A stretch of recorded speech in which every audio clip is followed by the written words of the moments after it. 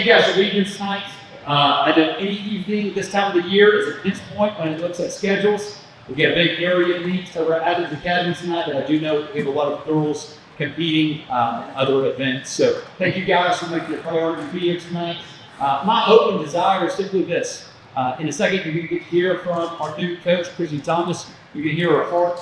More importantly, what I'm excited about is just the opportunity at hearing from her directly. I know your kiddos got to hear from her last week or a week and a half ago, and it was rich, it was real, and it is an amazing moment for what I think is the next chapter. And so with that, I'm super blessed, super excited. Christi Thomas has been a long time Gwinnett County hero. We were just talking about one of my close friends and her close friend, Sherelle Baker. There's probably a handful of Gwinnett County talent that's out there that is always remembered, one of which is Kelly Ramon. She would probably fall in one of those. But Christi Thomas went on to play at University of Georgia, then went on to play in the WNBA, but then also then made a priority to continue on to coach at high school level, and goes back to this once again, God's alignment for what's next for us and the great gift of what the next chapter is for us. So I'm beyond excited to be able to introduce our next varsity head coach, Coach Christi Thomas.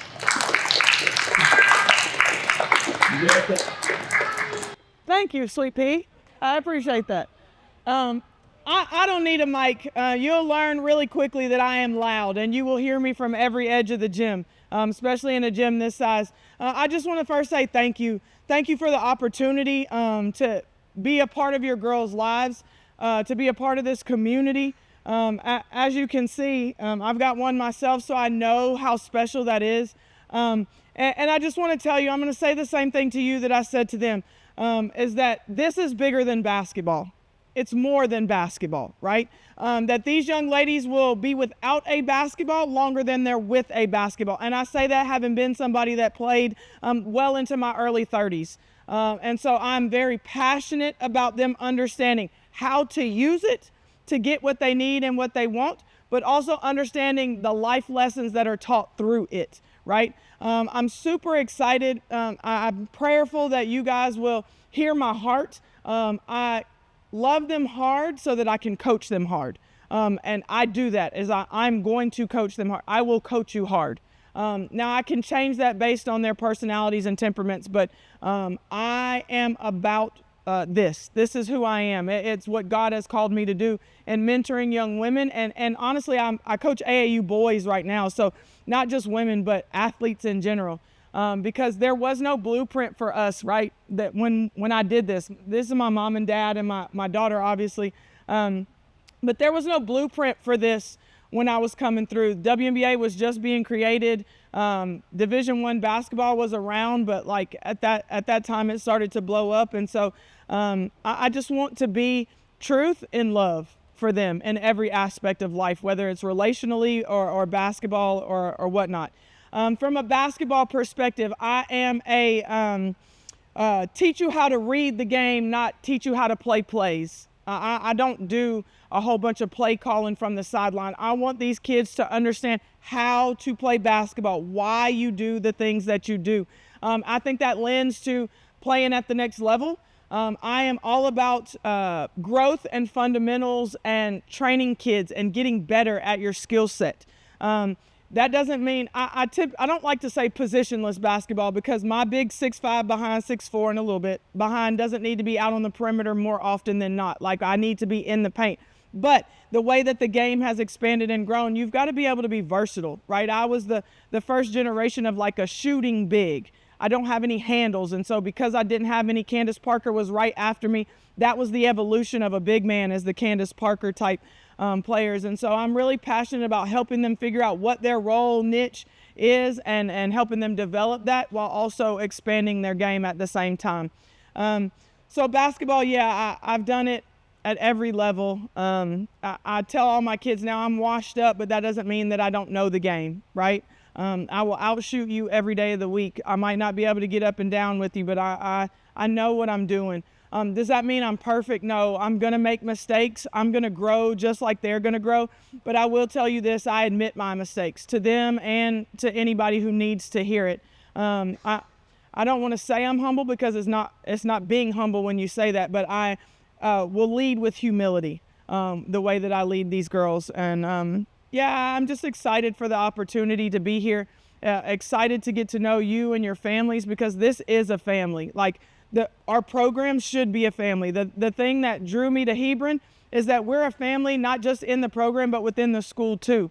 The size of this school allows something special to be created here. And I'm looking forward to that, and I yearn for the community that's within this campus. So much so that my daughter coming here means more than I can put a dollar amount on. To be able to raise her and see her in this community too, where faith is first. And that, again, that's the next thing, is that they will be led in their faith. I am super passionate about that, because I wouldn't be standing in front of you after I put a ball down if I didn't find out who he was. And I mean that wholeheartedly. So yeah, that's just a brief summary. Like I told the girls, relationship takes time. I know transition is not easy. I know that the person that came before me are big shoes to fill from a wins and losses standpoint. But I'll tell you this, while I am competitive and I want to win, I can honestly tell you that's not the most important thing. For your kids to understand who they are without basketball is the most important thing. We're just going to learn the life lessons through it, and we're going to win a lot along the way, right? And so spread the word, we're here. Right? Spread the word. We're going to compete. We're going to get better. And spread the word that part is about Hebron is not going to change. The way we do it may look different. The one who's leading it may look different. But I'm about this wholeheartedly. And so I hope that gives you a little bit of confidence and peace going into the future. But the future is bright. It has been, it will be, and it will continue as we move on. And so I appreciate you coming out on a Wednesday when you could be at church or anywhere else, but you chose to be here, and I will remember that. And so I appreciate that love and that time that you are willing to give me right now. I'm willing to answer whatever questions. I'm an open book. I don't have anything to hide, and I'm willing to answer whatever questions or to try to ease whatever fears or doubts that you may have, and then let you get home and get some dinner too. Okay. Anybody, girls to parents to anybody, y'all have anything? Yes, ma'am. Question. One, I know they have kind of mentioned, I know that you played in the WNBA and like your history as a player. Yeah. As a coach, what is your history as a coach? Where were you prior? I know you mentioned coaching boys in youth Yes. program. Because, Yeah. I mean, wins actually matter so often. Of course. And my daughter is a high-playing athlete. She was coming off of an injury. She wants to be a part of a strong basketball program. Yeah. Willing to go to the next level. Yeah. So I kind of wanted to, as a coaching standpoint, Yeah. where do you stand? Okay. So previously I was at Jackson County High School, and I was there for 4 years. Then 4 years prior to that, I was an assistant coach at Flowery Branch High School and Cherokee Bluff High School. With Flowery Branch, we went to 2 Final Fours. Cherokee Bluff, we were a brand new school that just got created, and we went to the state tournament the very first year. At Jackson County, I led them to a state tournament berth, but I'm gonna be real honest, there's not a lot of athletes at Jackson County, and so while my kids got better, the wins and loss record doesn't really reflect that, right? Just because you were a good player doesn't mean that you were a good coach or going to be a good coach, right? And so when I knew and realized that I wanted to be a good coach, I took the steps and am continuing to take the steps to do that, right? So I'm a part of an organization called Point Guard College, or PGC. And PGC was my entrance into learning how I'm a big. So what does that mean? I've seen guards play at the high level. I know what it looks like, but how do I communicate that and teach that to a player, right? So I've done my work in understanding how to be able to do that. Then I also feel like a coaching staff is just that, it's a staff. Yes, I'm the one that everybody's going to bring things to, but your staff needs to fill your gaps, right? And so we need people around me that can give critiques and can do things too. So while I am fairly young, 10 years in this teaching and coaching game, I took 2 years off to be a more present mom. While I took 2 years off from head coaching, I still have run an AAU organization. It's called Blue Collar Basketball. And so with Blue Collar Basketball, I started out on the girls' side. Girls don't play at the same rate, so it was hard to maintain a girls' side of Blue Collar Basketball as we were going into COVID. When we came out of it, quite honestly, I needed a break from girls, and I started doing boys because I can speak to them at a high level, even at a younger age. And so Blue Collar Basketball is ran by a guy named Sam Allen. Sam has basketball contacts across the country. Quite honestly, so do I, because I've got teammates and things that are in every program that you can imagine across the country. And so Sam has been a mentor of mine. TJ Rosine, he is the head coach at Emmanuel College, a D2 up in Franklin Springs, Georgia. He is a mentor of mine, and have just put myself around people who are not only about growing people, but about growing the game as well. And so to answer your question, I'm learning and have learned, right? I can put you in front of people. I understand the recruiting process. I know who your daughter is. I know who her dad is. I know all the things, right? And so I am capable of giving her what she needs. That's the easiest way to put it. Yes, we're going to win. But I want you to know, like, at the end of the day, I'm going to stand on that. It's not the most important thing. It's not. Is it important? Yes, it's important, because you want to win in a program, especially a program that has won 4 out of the last 6, right? But am I Jan? No, I'm not Jan. I'm Christi, right? And I believe in who I am, how I've been raised, what I've been taught, my basketball background, my connections, and that lends to these girls and what they need as well. Coming in, we're going to play in live period in June. Well, I'm on a waiting list because I got the job late, but we're going to play in live period in June. We're going to be in front of schools. She's going to get the exposure she needs, but she's got to do the work too. So DNA and all that kind of stuff is wonderful. My parents both played collegiate basketball, but I am the one who got me where I am, and I'm going to push them to that. And who better to help somebody that's a high-level basketball, somebody who has played at the high level and knows what it takes and what needs to be done. So, yeah, yes, ma'am. Summer. What are your plans for? So right now, again, we're going to play live period, right? And we're going to do things, but really, honestly, when you're a new coach coming in, you kind of need to hibernate a little bit too. So there's got to be a balance of getting the kids that need to be in front of people, while also growing your program at the grassroots, right? And so we've got camp already scheduled. Taylor and them did a great job of making sure that was in place before they even hired somebody. But everyday practice and all through June. With shooting, weight training, hopefully in July some, not every day the same grind as June, but making sure that we're able, but also understanding my older girls are going to be playing AAU in the month of July. And so what that looks like, I don't know quite yet, to be honest. But yeah, just filling June up with a lot of team bonding, a lot of basketball, learning systems, learning my language, fundamentals, all the things, while also balancing that for the older girls to be seen and in front of people. Yes, sir. You said that you're on the waiting list for GBC. Yes, sir. You know, I honestly, I don't know. I've been in contact with the guy that runs it, and he said because I got the job late, there will be no penalty for me. Now, what that means, I don't know. But as soon as I got the job, within 2 days of getting the job, I was already asking questions so that I could sign up and get the girls. I understand the priority behind that. Yeah. Alternate plan if you.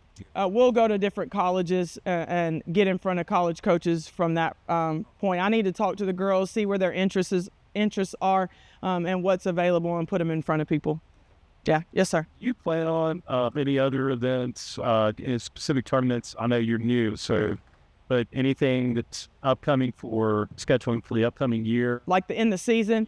So I've been.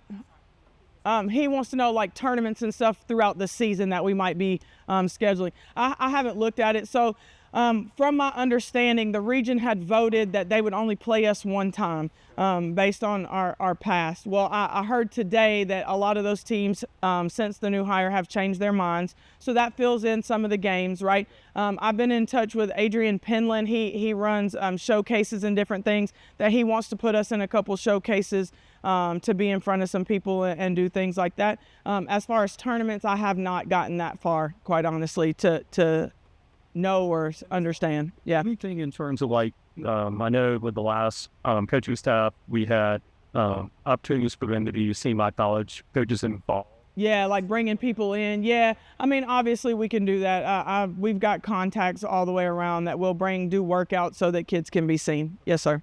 Say, Anything else? So, like, do you have a staff yet? So right now the staff is the people that were on staff right now. So Kelly will still be on staff. Coach Smith will still be on staff. And then Brandy, what's Brandy's last name again? Manning. Coach Manning is moving from the boys' side over to our side. And so he'll be a part of the program too. Other than that, I've gotten the job for a week. So that's where we are right now. Yeah, no, I don't bring anybody in my pocket, no. Yeah. Yes, sure. in terms of just like meeting with individuals, like my daughter's a rising senior, I know others are going to be rising seniors, open door policy in connection with that, where we can just reach out to you and things of that nature just to talk about like what, their specific goals. Yeah, for sure, for sure. Now, I will say typically like before and after games, 24-hour rule, based on decisions and wins and losses and all the things. But when it comes to your kid's future, of course. Yeah, of course. Without question. Yeah. I mean, they're your kids, so we've got to write this ship together, right? We've got to make sure that they're in the places for them and you know them better than I know them. So, yeah. Anything else? No?